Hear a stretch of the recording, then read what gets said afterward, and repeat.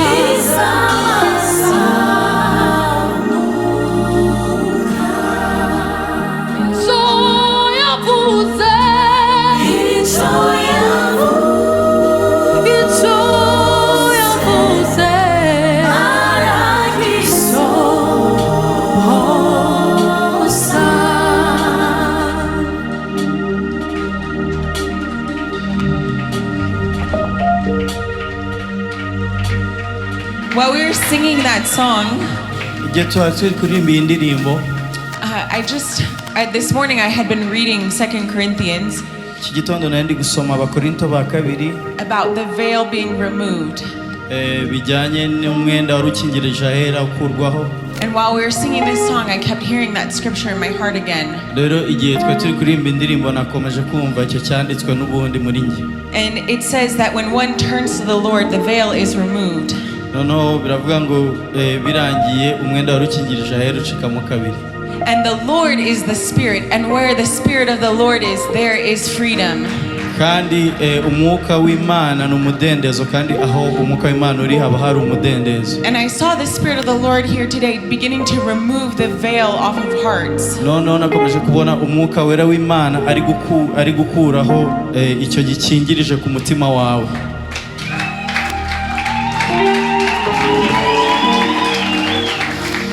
And I saw that in their hearts today, there are some of you that haven't understood Him and seen His face. But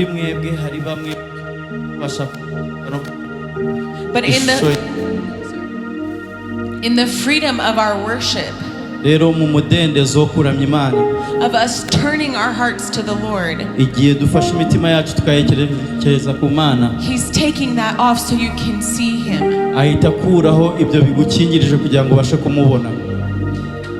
And I just saw He's transforming our hearts today.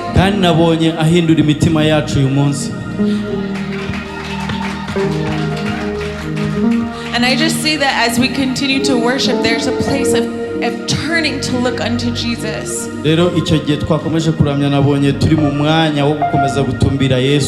And trusting He's transforming your heart in that place.